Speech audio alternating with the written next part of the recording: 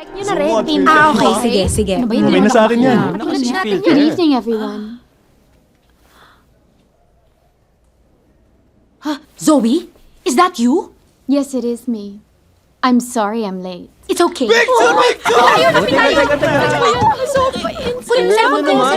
Ayan, yun talaga. Ito na.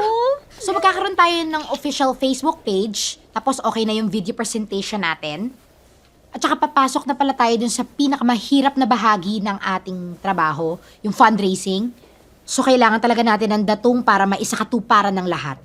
Any suggestions? How about the bowling tournament? Masaya yun. Or talent show, di ba? Parang Parisians Got Talent. O, di ba? Ay, ang Bongga ganda nun. yun. Sige. How about fashion show na lang? Guys, kuha na lang tayo ng sponsors o kaya ng donations. Ano ka ba talagang gagawin natin yun? Talagang mangangatok talaga tayo. Magkano ba ang kailangan nyo? Ang estimate bang suggestion mo? kulang-kulang 350,000 pesos. Here. Wow! Agad-agad? Ano? Oh! 350,000! Eh di wala na pala tayong problema. Hindi ka ba nabibigla, Oo Zoe? nga. Kasi medyo malaki eh. Kailangan ng donation, di ba? Magandang idea actually yung bowling. Yung fashion show, yung talent show. Kasi kayang-kaya natin tong i-raise. Itong 350,000 na to, mas masaya pa. Hay. It's really nothing. Alam nyo naman mahal ko yung alma mater natin. It's the least that I can do. Para sa school, para sa batch natin. The last time I checked, reunions are supposed to be venues for reminiscing, reconnecting, bonding. Ngayon kung tatanggapin natin to, ano pang saya yung matitira sa atin? Yeah, gets. I'm really just trying to help. Thanks, but no thanks. Binili mo na nga yung graduation natin, pati ba naman reunion, bibilin mo pa?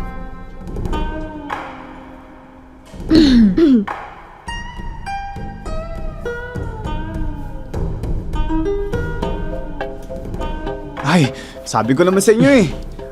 Mag-video okay na lang tayo. Sige. nga, mas masaya yun. Huwag naman Magpapak na lang tayo. Nuhulugan pa ng barya. There's only one person who can make me feel. Walang hiya ka! You can't do this to me! Bakit mo nagawa sa akin to, Edwin? After everything I've done for you! Ba't ganun ka? Tumatanong lang ako ng utang na loob ka, Ira. Sa ama niya. At sa akin, hindi ka tatanong ng utang na loob. Marami rin naman ako nagawa para sa'yo, ah. Ako ang nagpatuloy ng pagpapaaral sa'yo, remember? Itinuro ko sa'yo pasikot-sikot ng pagpapatakbo ng negosyo. Tinulungan kitang umunlad ng asyenda. Pinakilala kita sa buong lipunan. Nang dahil sa akin, umunlad ka! I made you! Tapos ito lang igaganti mo. May utang na loob din ako sa'yo. Hindi ko kakalimutan yun. Habang buhay kong tatanawin yun. Pero huwag mo akong talikuran na parang may red tide. Tayong pakasal. Pagkaiba tayo. Mababa ako, mataas ka. Nalulula ako pagkasama kita. Nanliliit. Humanap ka ng kapareha mo. Ayoko ng iba. Ang gusto ko, ikaw. I'm sorry. Pero desidido na ako.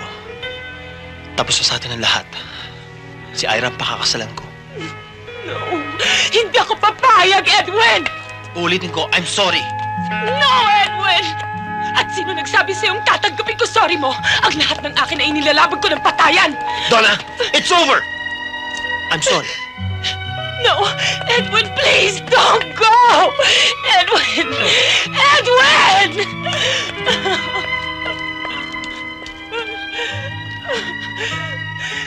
Mark my word, Edwin! Hindi ka mapupunta sa akin ang noche na yan. Dahil akin ka lang. Akin lang!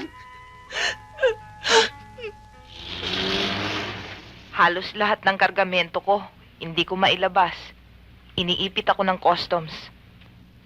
Pagkatapos may isang malaking shipment ang nawawala. Ramon, anong gagawin ko? Huwag kang malungkot. Talagang ganyan. Umpisa pa lang yan. Marami pang problemang darating sa'yo. Isa pa lang yan.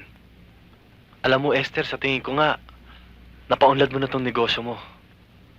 Tingnan mo kailan ka lang nag-umpisa. Pero napalago mo na. Dahil mahusay ka talaga.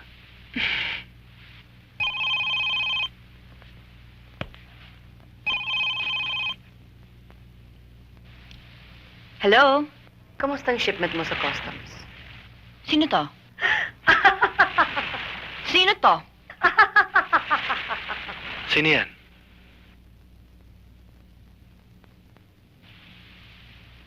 Si Blanca.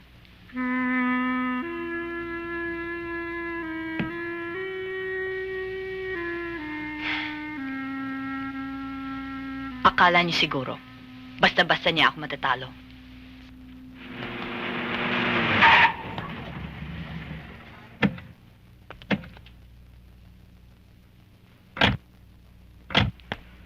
Hoy! Anong ginagawa niyo rito? Wala ho, mamang pulis. Wala ho.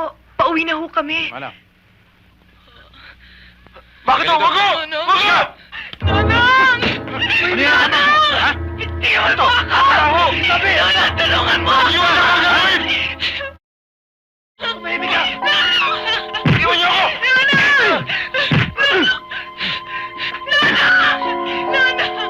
Itiwan mo ako! Ano ba?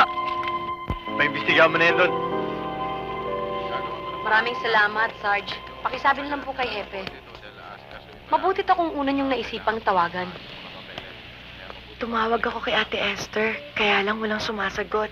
Mabuti na lang iniwan mo yung calling card sa amin. Hanga kami sa'yo. Ate Blanca. Ate Blanca, isang tawag mo lang dito sa presinto, pinakawalan ka agad kami. Alam mo kasi, Jocelyn, kilala ng papang Hepe rito. Koneksyon lang naman yan eh. Kapag may koneksyon ka, walang imposible sa mundo.